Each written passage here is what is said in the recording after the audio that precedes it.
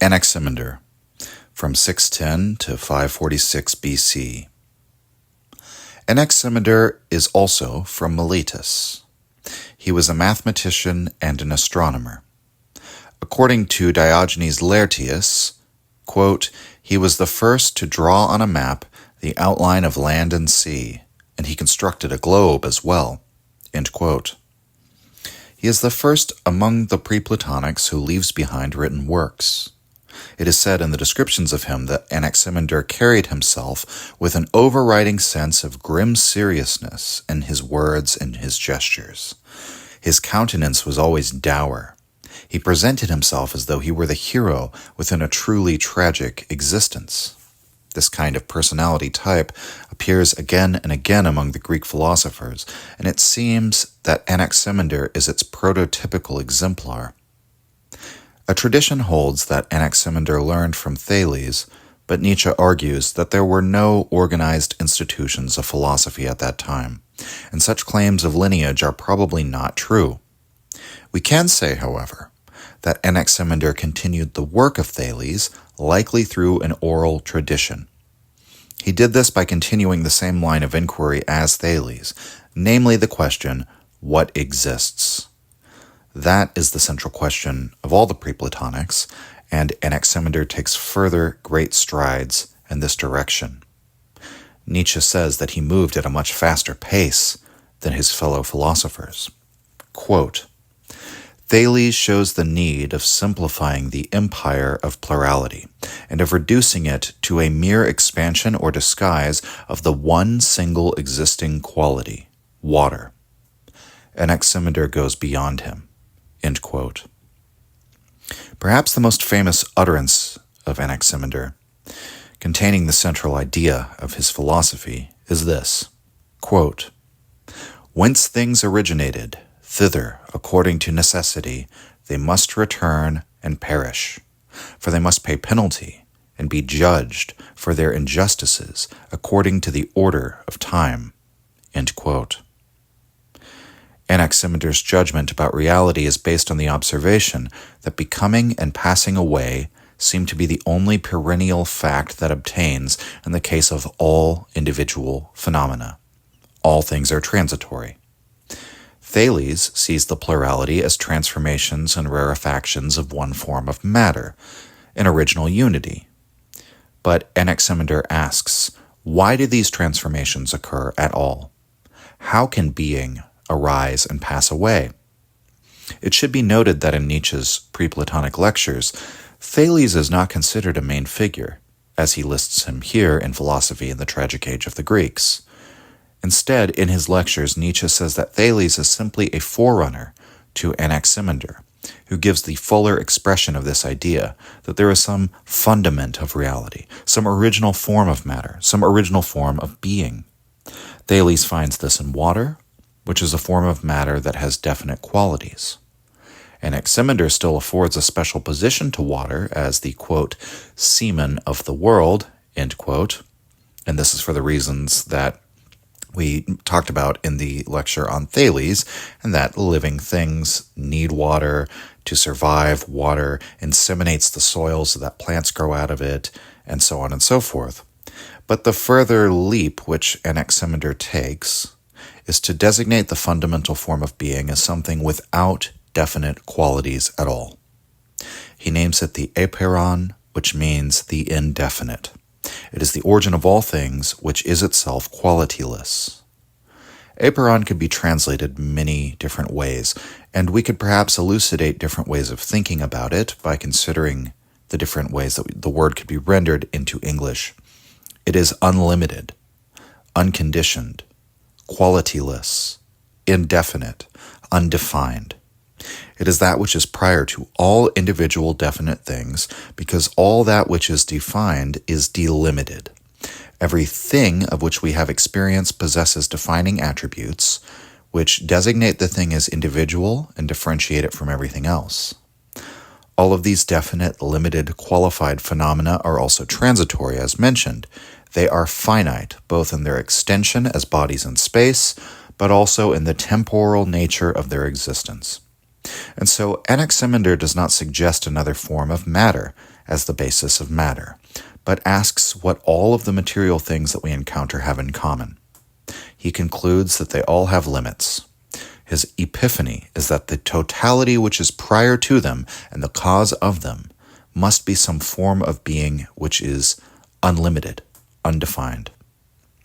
Anaximander defines this indefinable thing as such, quote, the unlimited, embracing and governing all, being immortal and indestructible, end quote. It should be noted that Anaximander doesn't think that all things are contained within the apeiron. And it's not as if the apeiron has a definite quality of being indestructible. It is simply that the defining quality of being destructible does not apply to the apeiron any more than any other quality does. All limited things come from this limitless thing, all mortal things from the immortal, all destructible things from the indestructible, all things with qualities from the qualityless. Anaximander has taken us into true metaphysics for the first time, and he's not satisfied with an appeal to any phenomenon which appears in this world of arising and passing away as an answer to the mystery of existence. Neither the moist nor the hot could be the origin, because the moist and the hot will appear here and then disappear there. Things are moist one minute and then they're dry the next. There's fire and then the fire goes out. These phenomena are subject to change. And so no such transitory phenomenon can be the origin of the all, of existence itself, since all of these limited phenomena are part of that becoming which we're trying to explain. A single part cannot explain the whole. But Anaximander has not explained up to this point the reason for arising and passing away. And in the course of attempting to explain it, he introduces moralism into philosophy. This is because we must account for why anything should carve itself off from the indefinite in the first place. Why should anything incarnate as a separate limited being and not remain part of the qualityless origin? Nietzsche writes, quote, how can anything perish that has a right to exist? Whence that restless becoming and giving birth? Whence that expression of painful distortion on the face of nature? Whence the never-ending dirge in all realms of existence? End quote. The answer is that all which exists, in fact, has no right to its existence. That in fact, its very existence is a crime, an injustice. Becoming, this very world of arising and passing away, this world of strife, is a punishment for the injustice of having stolen one's existence from the indefinite. Nietzsche writes, quote, it may not be very logical. It is, however, at any rate very human, and moreover quite in harmony with the philosophical leaping described above. Now with Anaximander to consider all becoming as a punishable emancipation from eternal being, as a wrong that is to be atoned for by destruction. Everything that has once come into existence also perishes, whether we think of human life, or of water, or of heat and cold. Everywhere where definite qualities are to be noticed, we are allowed to prophesy the extinction of these qualities, according to the all-embracing proof of experience. Thus, a being that possesses definite qualities and consists of them can never be the origin and principle of things. The veritable ens, the existent, Anaximander concluded, cannot possess any definite qualities. Otherwise, like all other things, it would necessarily have originated and perished. In order that becoming may not cease, the primordial being must be indefinite. The immortality and eternity of the primordial being lies not in an indefiniteness and inexhaustibility, as usually the expounders of Anaximander presuppose, but in this, that it lacks the definite qualities which lead to destruction, for which reason it also bears its name, the indefinite. The thus labeled primordial being is superior to all becoming, and for this very reason, it guarantees the eternity and unimpeded course of becoming. This last unity in that indefinite, the mother womb of all things, can, it is true, be designated only negatively by man, as something to which no predicate out of the existing world of becoming can be allotted, and might be considered a peer to the Kantian thing in itself. End quote. So, Anaximander's main idea is compared here to Kant by Nietzsche, insofar as the apeiron is exactly as unknowable, as indescribable as Kant's thing in itself, the noumenon. Anaximander has also been compared to Schopenhauer, who took Kant's distinction between thing in itself and appearance very seriously, and also philosophized with a sort of grim judgment upon existence.